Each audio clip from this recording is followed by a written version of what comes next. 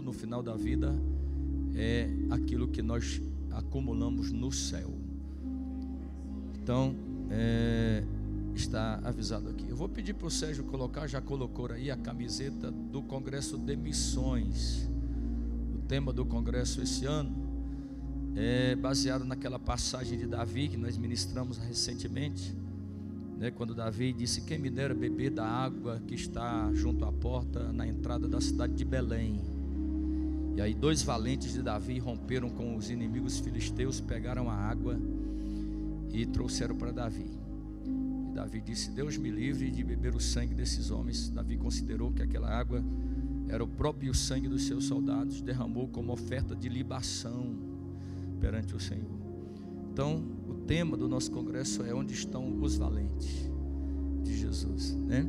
Se Davi tinha valentes, Deus também tinha os seus valentes do Antigo Testamento. Onde estão os valentes de Jesus hoje no tempo da graça, né? Essa é a camiseta do congresso. Queria que os conjuntos pudessem comprar, todo mundo, para cantar bonito no congresso, tudo uniformizado, viu? As irmãs e os jovens, ficaria muito legal. Essa cor aí é terra seca, né? É a cor a gente queria fazer na camisa camuflada do exército, mas a camiseta camuflada, ela é mais cara do que essa aí. Então é a cor que os soldados usam no dia a dia, essa cor aí, entendeu? Eu não sei como eu não acho que é folha seca, é terra seca, uma coisa assim, militar, né? Então eu quero dizer para vocês que nós não vendemos fiado, tá bom? Nós temos aí mais de R$1.000 fiado das pizzas, não é, Sérgio? É mais de 1.000?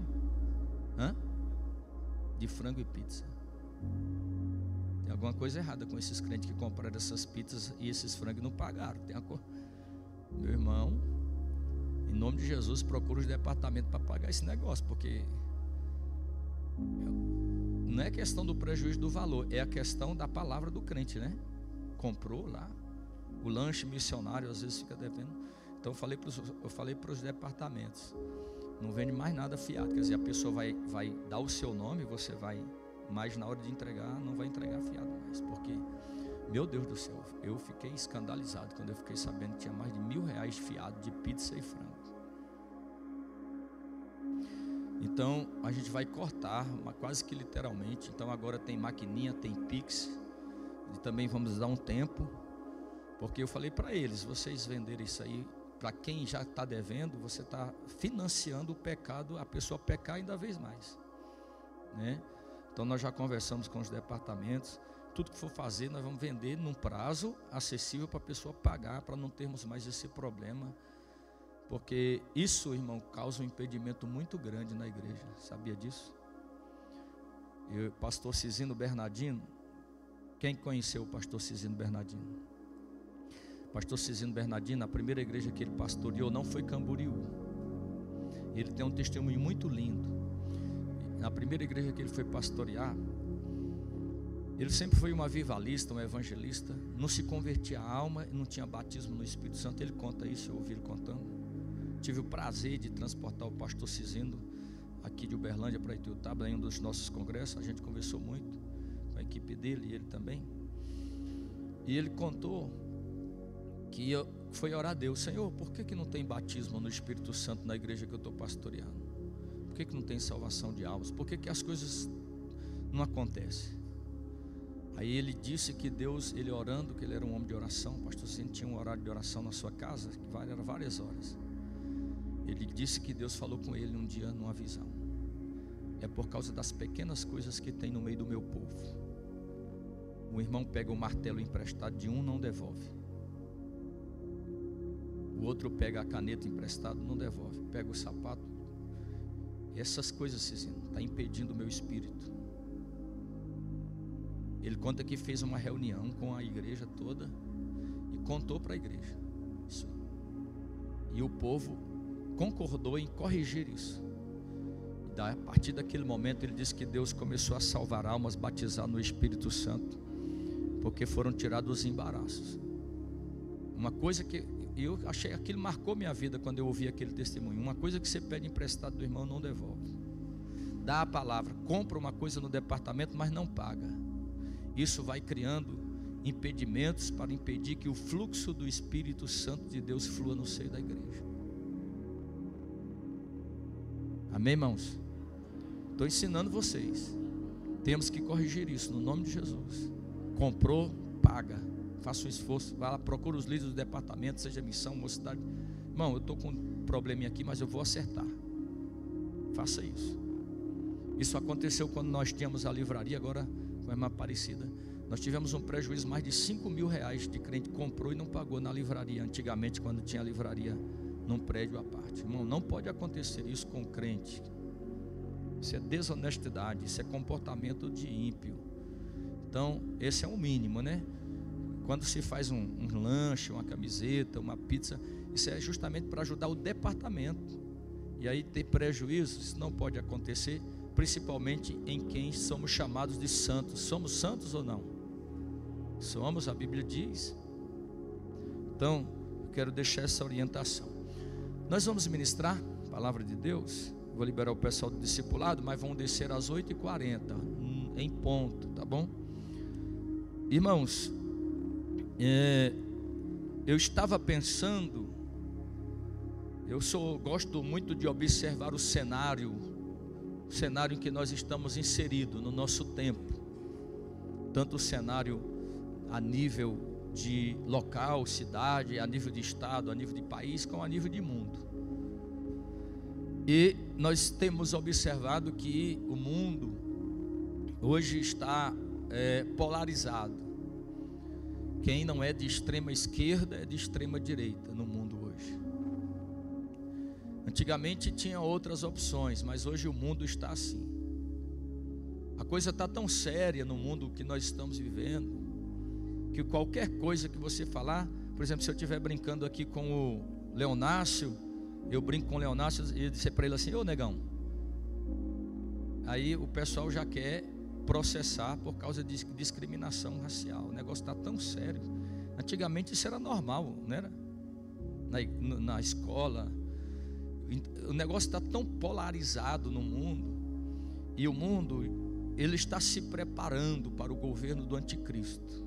Isto só quem realmente está dormindo espiritualmente, que não consegue ver que o mundo hoje está se preparando, o espírito do anticristo já está operando no mundo.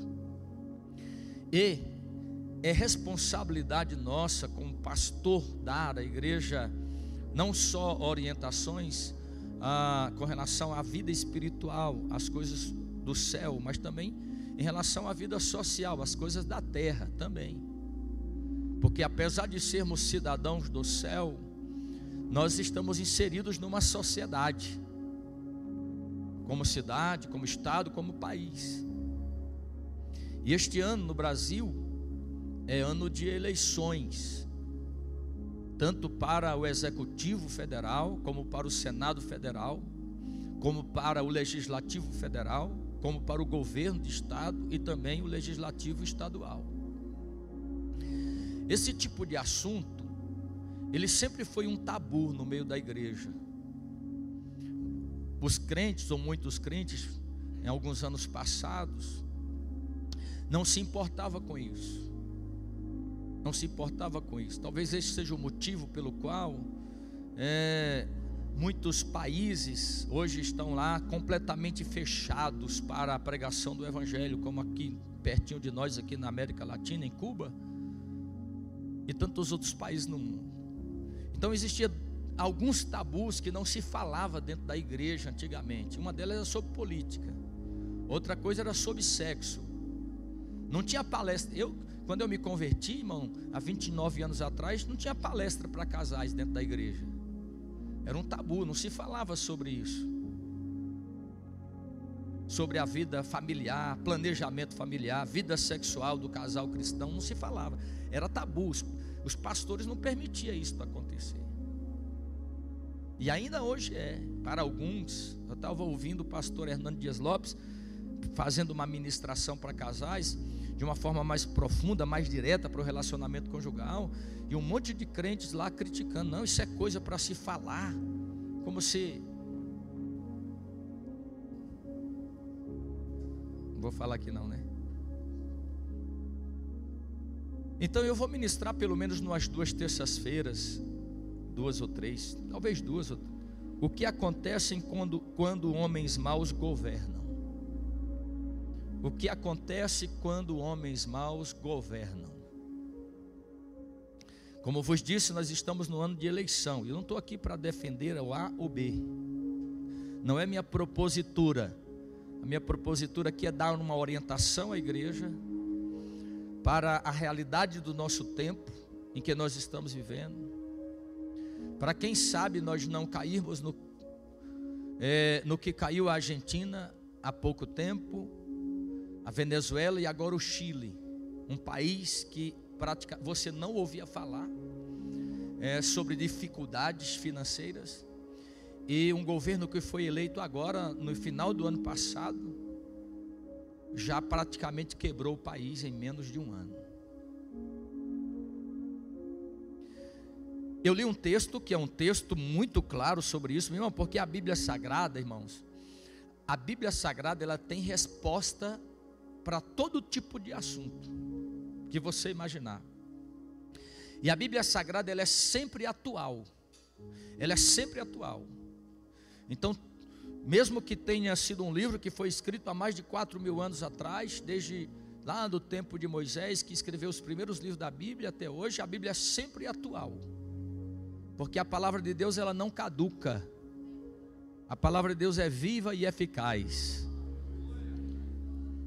Então a Bíblia Sagrada fala sobre todo tipo de assunto. O grande problema nosso, principalmente os assembleianos, os pentecostais, é que gosta só do aviãozinho, do mover. É bom mover, eu sou pentecostal até o tutano, mas é bom mover com entendimento. Nós temos que conhecer as Escrituras. Eu tenho 29 anos, vou fazer 29 anos, fiz 29 anos agora em janeiro que aceitei Jesus.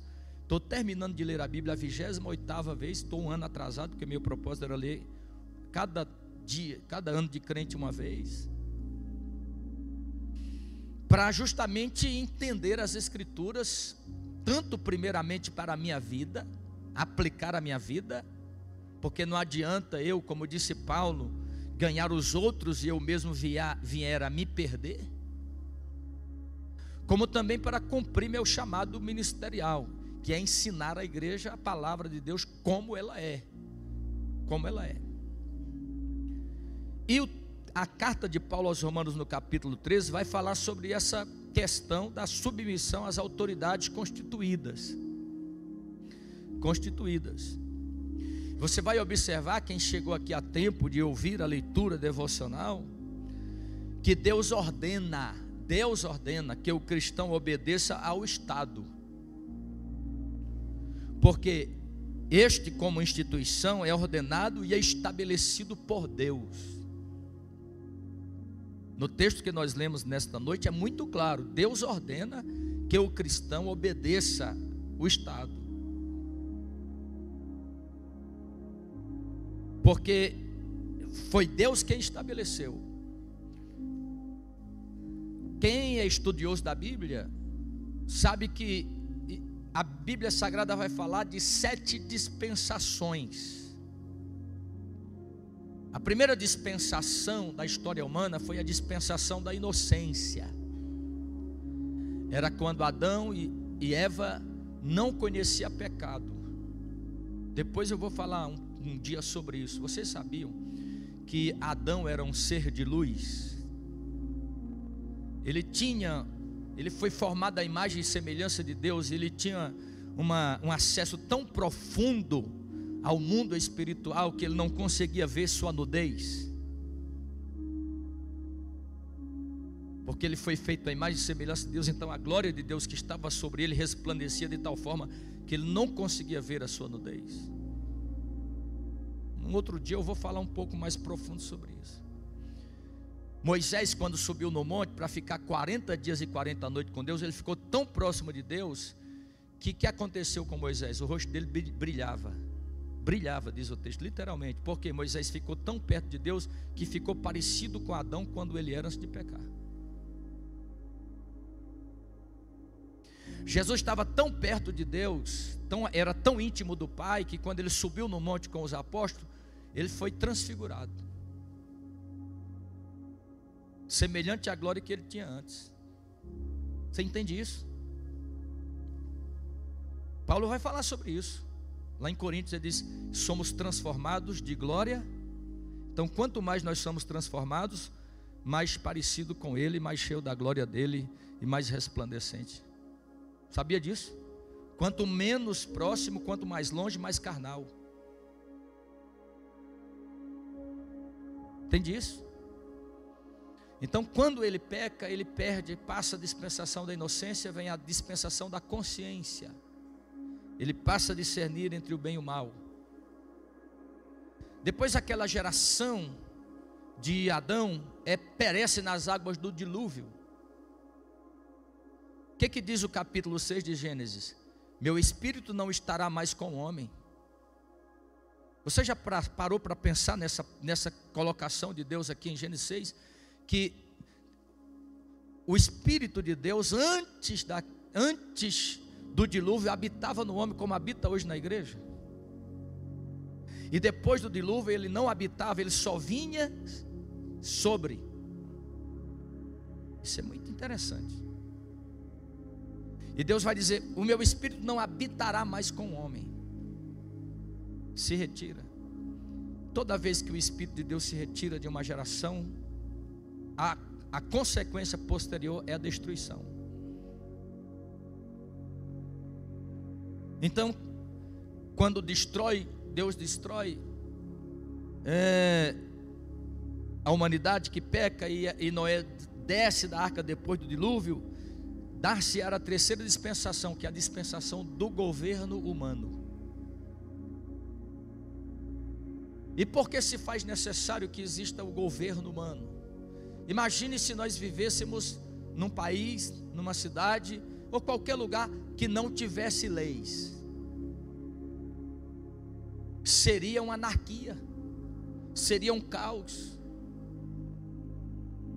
Então o Estado está estabelecido para regular isto, para regular o caos, a natureza pecaminosa do homem. Então Deus instituiu o governo porque neste mundo caído precisamos de leis para nos proteger do caos e da desordem como consequências naturais do pecado. Você sabia que um homem em pecado, ele é pior do que um animal? Um homem afastado de Deus, ele é pior do que um ser irracional. O homem sem Deus é capaz de fazer qualquer tipo de brutalidade. Você sabe disso, não tem ninguém inocente em relação a isso.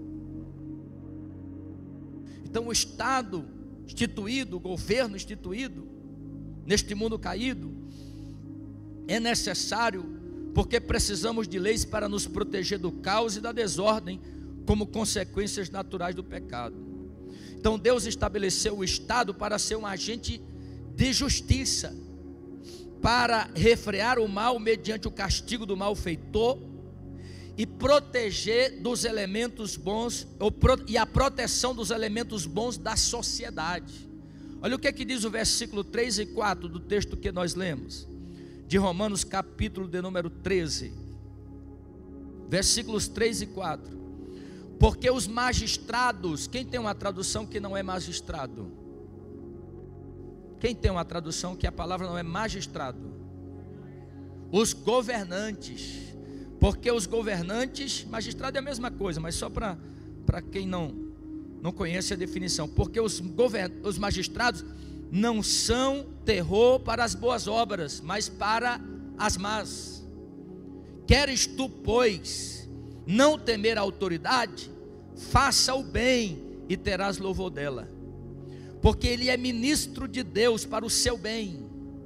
Mas se fizeres o mal, teme, pois não traz por acaso a espada. Você sabe o que o texto está dizendo aí? Aqui está falando da pena de morte. Você sabia disso, que aqui está falando da pena de morte? que o governante, quando usa a pena de morte para aquele que pratica o mal, não é por acaso que ele faz isso? Quem é leitor da Bíblia sabe que no Antigo Testamento tinha a pena de morte, principalmente dentro do contexto judaico, que era por apedrejamento. Em outros países era diferente. Quem tem uma tradução que não é essa, não traz debalde a espada?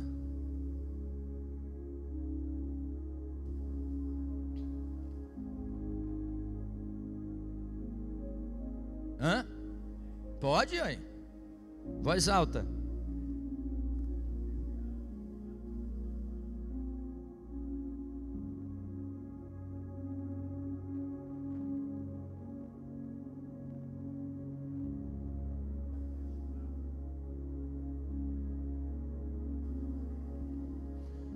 Então, veja que o próprio texto é claro, o texto está dizendo aí.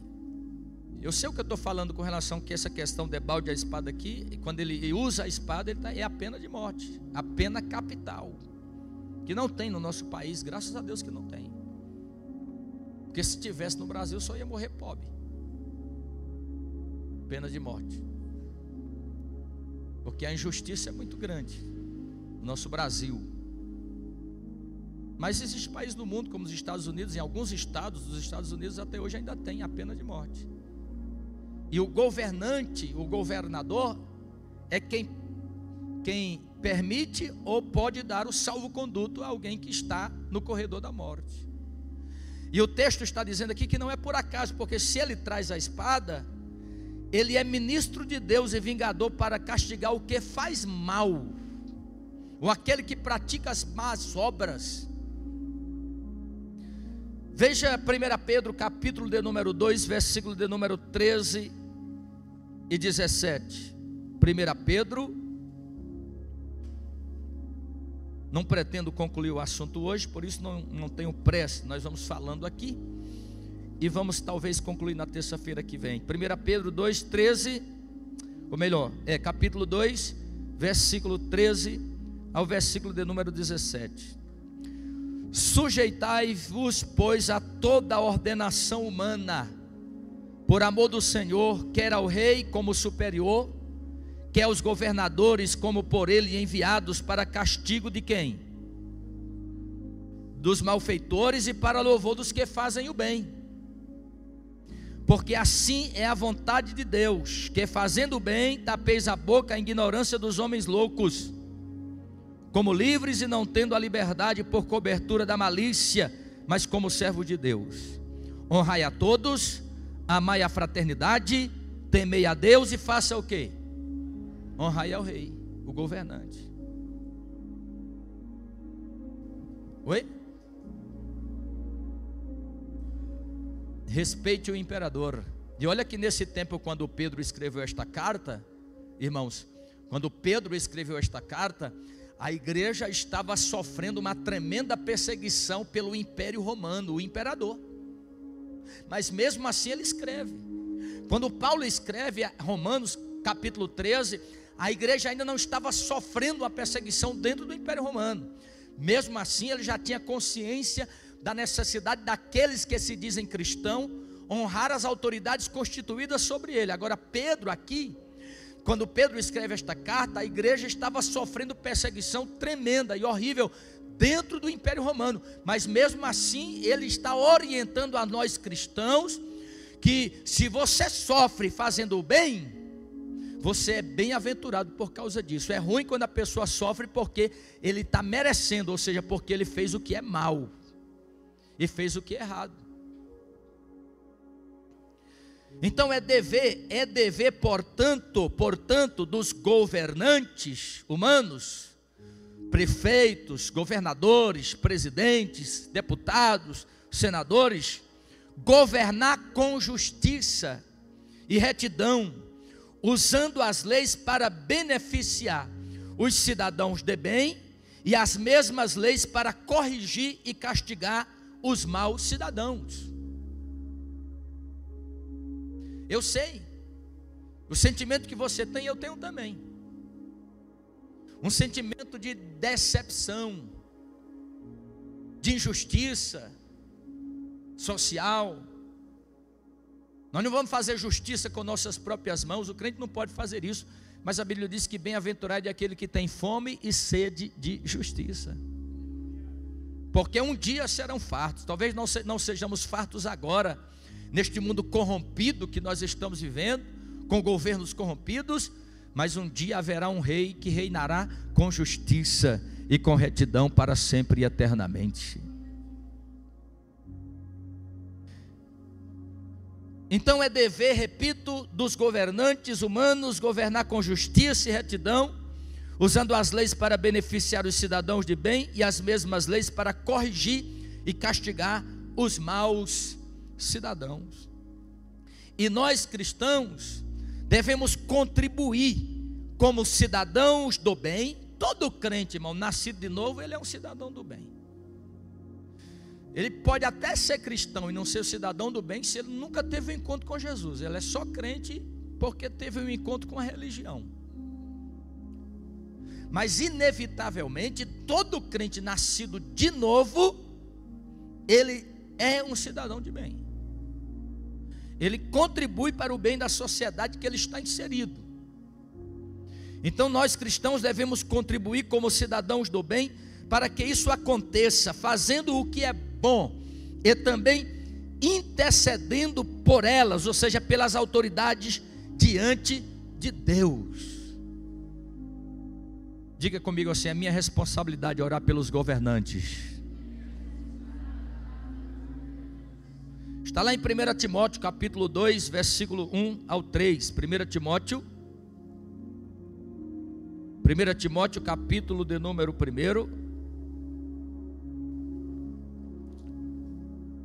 Ou melhor, capítulo de número 2, 1 Timóteo, capítulo de número 2, o texto vai dizer assim: Ademoesto-te, pois, antes de tudo, que se façam deprecações, orações, intercessões e ações de graças por todos os homens, pelos reis e por todos os que estão em eminência, para que tenhamos uma vida quieta e sossegada, em toda a piedade e honestidade. Versículo 3: porque isto é bom e agradável diante de Deus nosso Salvador. Lê aí, Breno, em voz alta, na sua tradução. 1 e 2. Lê alto, meu filho, para o povo ouvir.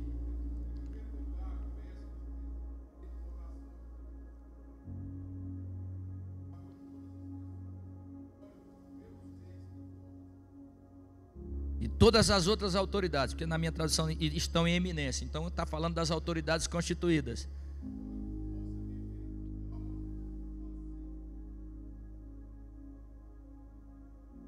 Muito bem. Para que possa viver uma vida quieta, pacífica e sossegada. Me diga uma coisa, irmão: você consegue imaginar mais de 50% da população da Argentina vivendo abaixo da linha da pobreza e trabalhando nos lixões para sobreviver? Isso é por causa de quem? De um governo ruim. Não faz muito tempo nós ministramos aqui sobre os níveis de batalha espiritual. Vários níveis de batalha espiritual. O primeiro nível de batalha espiritual é pessoal. É você e o inimigo de sua alma. O segundo nível de batalha espiritual é local, é onde você está inserido. O terceiro nível de batalha espiritual, irmão, terceiro nível de batalha espiritual é nacional, é dentro de uma nação, de um país onde você faz parte. Você acha que o diabo não entende que se ele consegue colocar um homem mau numa cadeira para governar, e aquele homem mau governa mal o seu povo, todos serão atingidos por aquele mau governo? O diabo sabe disso. Nós temos no Congresso brasileiro dezenas e dezenas e centenas de leis guardadas nas gavetas, esperando uma oportunidade para nos atingir frontalmente. E ainda não está sendo colocado em vigor, porque existe lá um povo que está lutando para que isto não aconteça.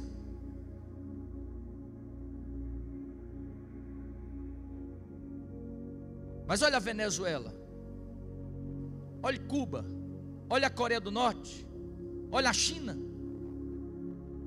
olha a Síria, 10 anos de guerra civil, um governo que está no poder há 10 anos, matando seus próprios cidadãos, numa guerra infinita, infinda, que não acabou há 10 anos. Você sabe quantos milhares de pessoas sírias vivem nos campos de concentração no mundo? Crianças, velhos, mulheres. Um governo sentado no trono, protegido por um outro país, um outro governante aí que está em outra guerra, mas que protege lá, matando seus próprios irmãos para se manter no poder. Consegue entender isso? O diabo sabe disso. O diabo sabe disso. Quando Deus, olha aqui para mim, eu sei o que estou falando.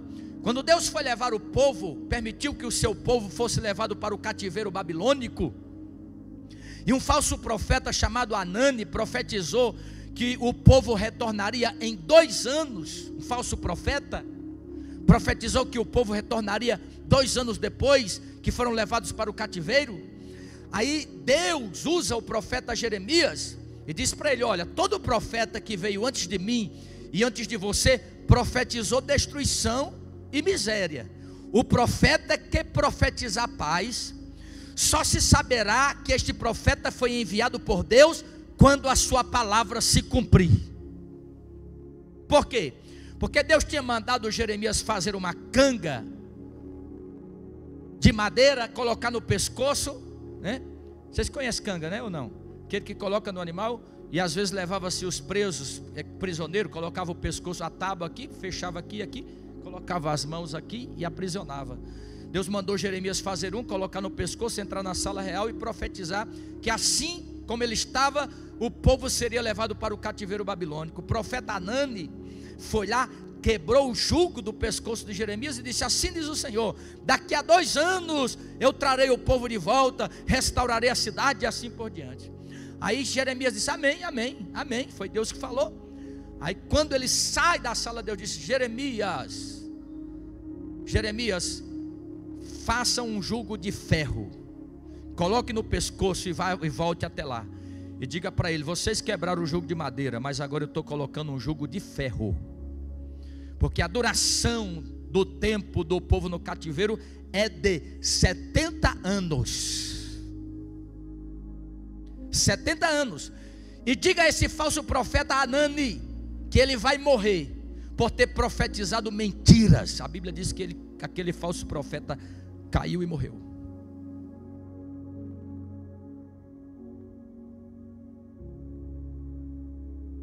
Aí Deus diz assim: Jeremias, escreva uma carta e mande para os que estão no cativeiro, porque o povo que foi para o cativeiro foi em 3 levas.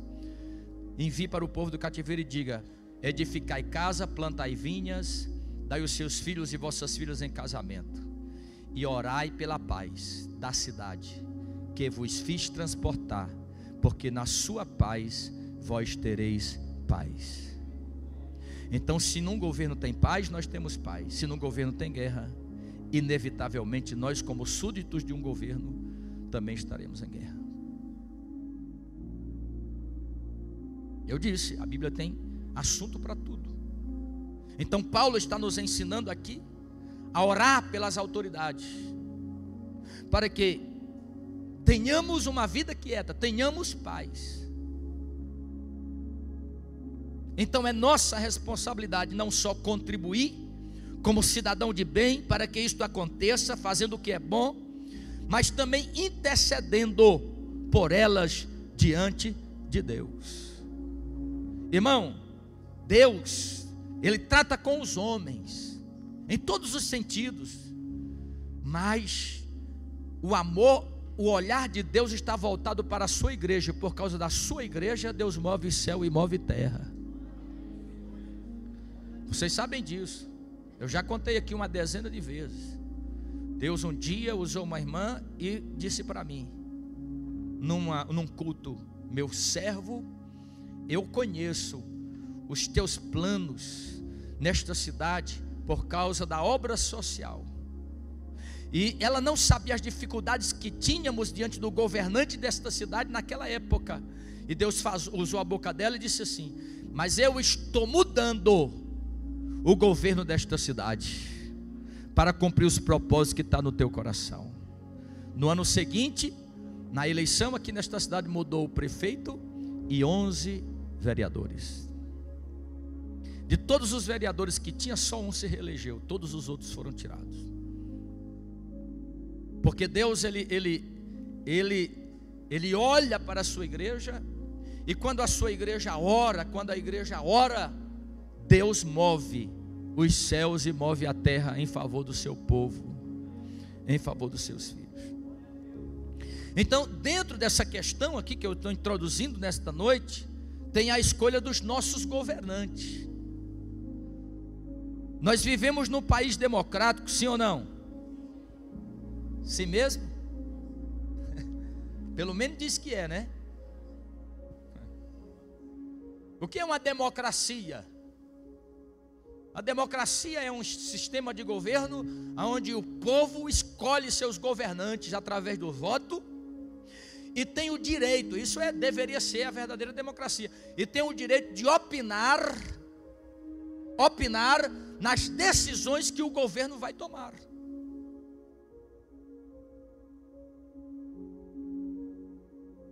Antigamente, o que se fazia quando o governo queria saber o pensamento da sua população? Fazia um plebiscito.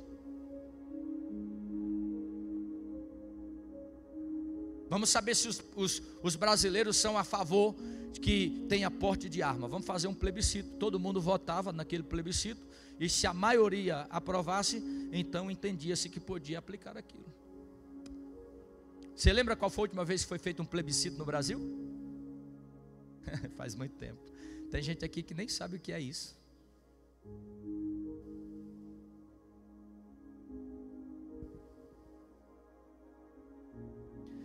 Mas eu estava estudando um pouquinho hoje à tarde, né, para escrever essa mensagem. Só existe no mundo hoje 19 democracias plenas. 19. Dentre todos os países, mais de 70 e tantos países que dizem ser democrático, democracia plena, total, nos termos que a definição fala, só existe 19 países no mundo. 57 democracias falhas, é o caso do Brasil. 39 regimes híbridos, uma espécie de democracia misturado com autocracia. E 52 regimes autoritários. É muita coisa.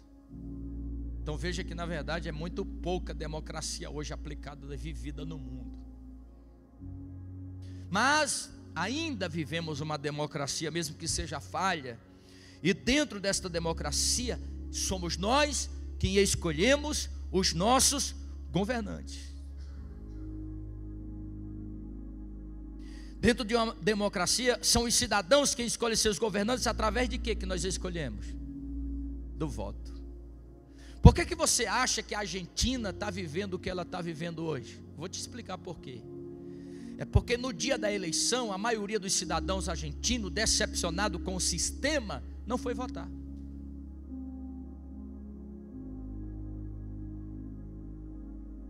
Ficou em casa. E achou que não votar era uma forma de protesto, mas não é. É um erro que você está cometendo. Porque se você não escolher quem vai te governar, outros a escolherão. E você vai ter que se submeter àquele mesmo governo que foi escolhido.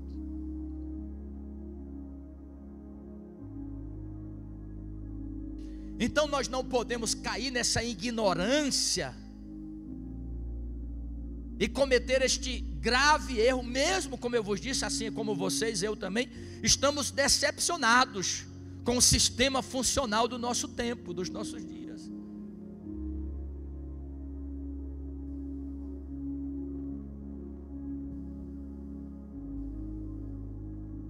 eu coloquei aqui, dentro de uma democracia são os cidadãos quem escolhe seus governantes através do voto, e Deus vai respeitar o livre-arbítrio daquele povo ao escolher seus governantes, sejam eles bons ou maus. Deus vai respeitar o livre-arbítrio de uma nação que escolheu seu governante, seja ele bom ou mau. Deus vai respeitar isto.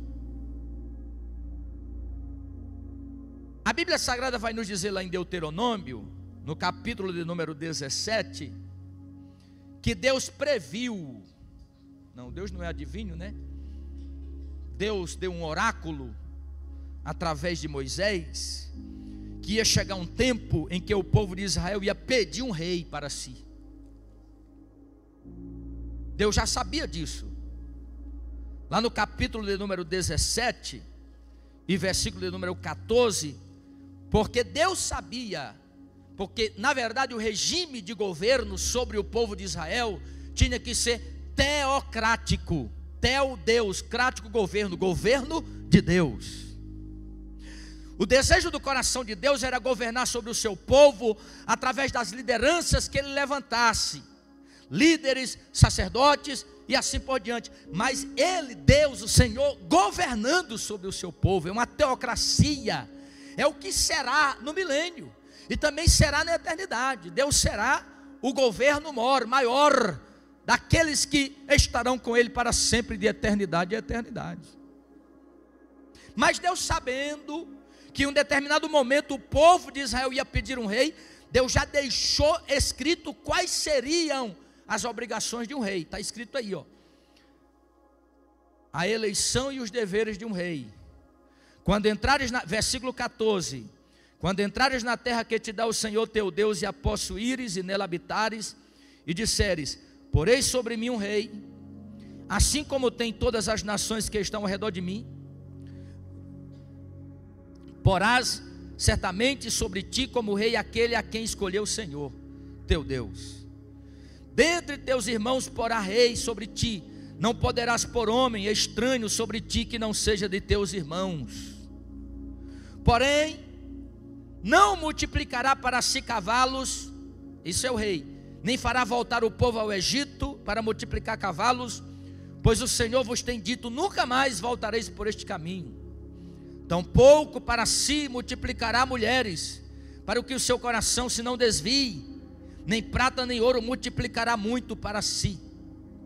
Será também que quando se assentar sobre o trono do seu reino, então escreverá, o rei tinha que escrever para si um traslado desta lei, ele tinha que escrever a lei de Deus para ele mesmo, num livro, do que está diante dos sacerdotes levitas, e o terá consigo, e nele lerá todos os dias da sua vida, para que aprenda a temer ao Senhor seu Deus, para guardar todas as palavras desta lei, e esses estatutos para fazê-los, para que o seu coração não se levante sobre os seus irmãos, e não se aparte do mandamento, nem para a direita nem para a esquerda, para que prolongue os dias do seu reino, ele e os seus filhos no meio de Israel. Eu faço uma pergunta para você, qual foi o rei de Israel que obedeceu isso aqui?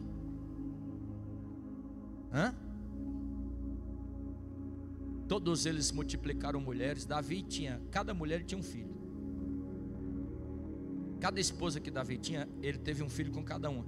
É por isso que você vai ver os filhos de Davi se matando pelo reino.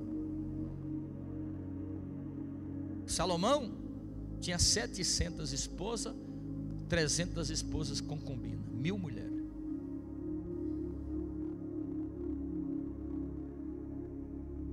Cavalo, Salomão, a Bíblia diz que ele tinha prata, no tempo de Salomão, a Bíblia diz que Salomão não fazia nem conta de prata, porque prata para ele era como o mato nascido nas campinas. Tudo que Salomão tinha no seu palácio era revestido de ouro, até os cálices que bebia os servos era feito de ouro, está na Bíblia.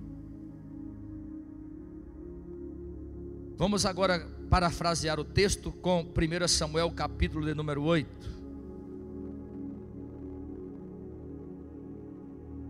1 Samuel capítulo de número 8.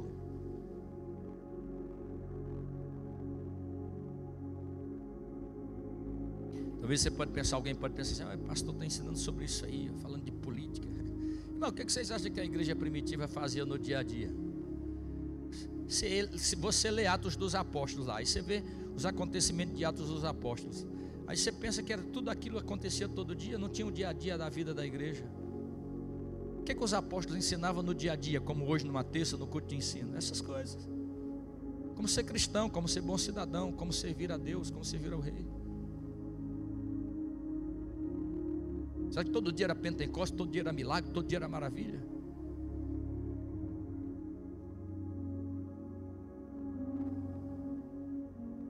A Bíblia Sagrada diz que Paulo ensinava numa certa escola de Tirano. Durante 3 anos ele ensinou em Éfeso. Sabe que hora começava as aulas? De meio-dia até 4 horas da tarde. Todo dia.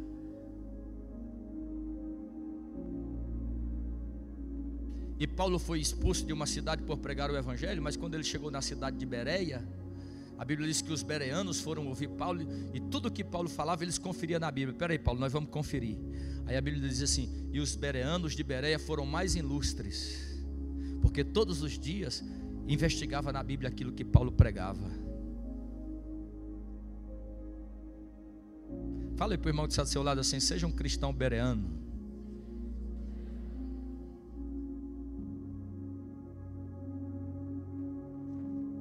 Olha o que diz 1 Samuel 8. E sucedeu que, tendo Samuel envelhecido, constituiu a seus filhos por juízes sobre Israel. E era o nome do seu filho primogênito Joel, e o nome do seu segundo Abias, e foram juízes em Beerzeba. Porém seus filhos não andaram perante caminhos dele, antes se inclinaram à avareza e tomaram presentes e perverteram o juízo. Então todos os anciãos de Israel se congregaram e vieram a Samuel em Ramá, e disseram-lhe: eis que já estás velho, e teus filhos não andam pelos teus caminhos. Olha o que o povo disse: constitui-nos, pois, agora um rei sobre nós. Deus não tinha profetizado que eles iam fazer isso? Constitui-nos, pois, agora um rei sobre nós, para que ele nos julgue como o tem todas as nações. Deus falou do mesmo jeito. Quando os seus irmãos chegar para vocês e disser: coloque um rei sobre nós como tem todas as outras as nações. Deus é perfeito. Porém esta palavra pareceu mal aos olhos de Samuel. Por que pareceu mal? Porque Samuel sabia que era Deus quem tinha que governar sobre o seu povo, né? Pareceu mal aos olhos de Samuel quando disseram: dá-nos um rei para que nos julgue. Samuel orou ao Senhor. Olha o que Deus disse. Eu falei que Deus respeita o livre-arbítrio daquele povo que ia escolher seu governante, seja ele bom ou mau. Olha o que Deus disse aqui.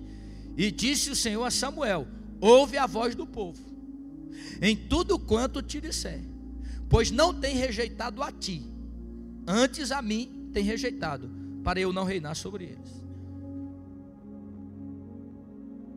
Conforme todas as obras que fez desde o dia em que tirei do Egito até o dia de hoje, pois a mim me deixou, aos outros deuses serviu, assim também te fez a ti. Agora, pois, ouve a sua voz, porém protesta-lhe solenemente e declara-lhe qual será o costume do rei que houver de reinar sobre ele. E falou Samuel todas as palavras do Senhor ao povo e disse: este será o costume do rei que houver de reinar sobre vós. Ele tomará vossos filhos e os empregará para os seus carros e para seus cavaleiros, para que corram adiante dos seus carros. E os porá por príncipes de milhares, por cinquentenários, para que lavrem a sua lavoura, seguem a sua cega, façam as suas armas de guerra e os apetrechos dos seus carros. Tomará as vossas filhas para perfumistas, cozinheiras e padeiras. Tomará o melhor da vossa terra e das vossas vinhas, dos vossos olivais, e os dará aos seus criados. Está falando do imposto que o rei pegaria. E as vossas sementes e as vossas vinhas dizimará, para dar aos seus eunucos e aos seus criados. Também os vossos criados e as vossas criadas e as vossas melhores jovens e os vossos jumentos tomará e os empregará no seu trabalho. Dizimará o vosso rebanho e vos lhe servireis de criados. Então naquele dia clamareis por causa do vosso rei que vós houverdes escolhido. Mas o Senhor não vos ouvirá naquele dia. Então, se eu não souber escolher e se eu não orar, quem ia escolher, você não vai poder clamar ao Senhor naquele dia mais. Porque você poderia ter feito a sua parte e você não fez. Continuando aqui. Porém o povo não quis ouvir a voz de Samuel. E disseram: não, haverá sobre nós um rei. E nós também seremos como todas as outras nações. E o nosso rei nos julgará, sairá diante de nós e fará nossas guerras. Está vendo? Isso é sério. Amém? Diga comigo: as nossas escolhas concernente aos nossos governantes determinará também nosso destino e nosso futuro. É isso aí. Amém, irmão? O tema da minha mensagem é: quando homens maus governam. Então, eu estou introduzindo o texto, tentando fazer você entender a responsabilidade que nós temos. Então, nós vamos encerrar por hoje. Eu preciso fazer uma rápida reunião com os irmãos aqui, que estão aqui. Retornaremos na terça-feira com este tema, para concluir, né? Dentro da palavra de Deus.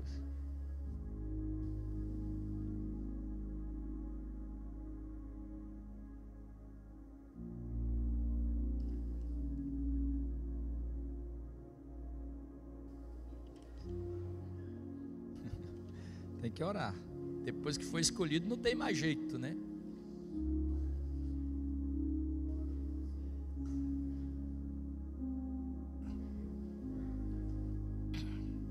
Não estou fazendo uma assembleia, eu estou fazendo só uma reunião para dar algumas orientações. Tá? Irmãos, nós vamos orar. Vamos orar, vamos ficar de pé. Até porque a assembleia só pode ser feita lá na sede em Tuiutaba. Vamos orar. Nesta noite, dentro desse contexto, e nós vamos liberar o pessoal que está conosco, que não é membro, você está liberado. Se você precisa do ônibus, você vai esperar lá fora um pouquinho, fica conosco só os membros que estão em comunhão, e também as pessoas que estão fazendo discipulado para batizar, pode ficar, porque você já vai se inteirar do que nós vamos falar aqui esta noite. Tá bom? Vamos orar. Fecha os seus olhos. Vamos orar ao Senhor. Deixe Deus ouvir a cor da tua voz nesta noite. Glória a Jesus. Vamos pedir a Deus, irmão, sabedoria e inteligência espiritual para nós entendermos o tempo que nós estamos vivendo. Não vamos cometer o erro que a Assembleia de Deus cometeu algumas décadas atrás, que televisão era do diabo, dizia os crentes da Assembleia de Deus no passado. Televisão é do diabo. E aí não investiu numa rede de televisão para nós termos uma rede de televisão 100% evangélica. E hoje está aí. As redes de televisão no Brasil tomaram conta e ensinam só o que não presta, né? A igreja, por causa da falta de conhecimento, entregou muita coisa ao diabo que nem era dele.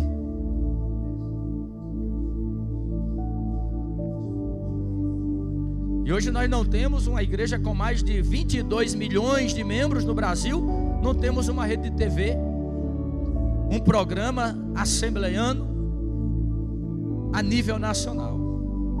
Cometeu um erro grave, um erro gravíssimo.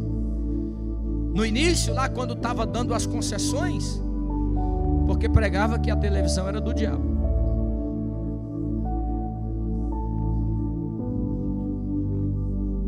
Enquanto nós estivermos nesta terra, nós precisamos aprender a nos mover. O crente é o único povo que se move em dois mundos: no mundo espiritual e no mundo humano. De forma correta, que eu digo, né? Porque conhece o mundo espiritual do que é correto. Vou esperar você orar. Senhor, nós oramos a Ti esta noite, em nome de Jesus Cristo. A Tua palavra diz que nós temos a mente de Cristo e o Senhor nos dá sabedoria se pedirmos, e nos dá inteligência espiritual para sabermos entrar e sair diante do seu povo. Salomão, quando o Senhor estava no início do seu governo, o Senhor apareceu para ele e disse para ele pedir o que ele quisesse, e a única coisa que ele te pediu foi sabedoria, para saber entrar e sair, para saber governar o teu povo com sabedoria. Porque quando um governante é justo, o povo se alegra, e quando um governante é ímpio, o povo é afligido, diz a tua palavra. Nos ajuda, Senhor, por tua graça e bondade. Ajuda a tua igreja a entender isto. Se a tua igreja entendesse isso não só a nível de cidade de Prata, mas a nível de estado e a nível de Brasil, Senhor, para que pudéssemos ver homens justos sentados nas cadeiras dos governos, meu Deus e meu Pai. Oh Espírito Santo da verdade, este ano é ano de eleições para o Brasil, e nós te apresentamos o Brasil, Senhor. Ó Senhor, nós oramos para que o Senhor permita sentar-se na cadeira do executivo, não aquele que é o sistema, não aquele que é o dinheiro, não aquele que é o poder, não aquele que é os homens, não aquele que as alianças, meu Pai, querem colocar, mas aquele que é o Senhor, meu Pai, permitir colocar para o bem do Brasil, para o nosso bem, os brasileiros, meu Senhor Deus da glória. Tenha misericórdia daqueles que serão escolhidos para o Senado Federal, para o Senado, para o Congresso Federal, para o governo do nosso estado, para a Câmara Estadual, Senhor Deus da glória. Em nome de Jesus Cristo de Nazaré, nós oramos pelo Brasil, porque a tua palavra manda orar pelas autoridades, pela paz da cidade que o Senhor nos fez transportar. Nós oramos nesta noite, te dando graças, em nome de Jesus. Amém.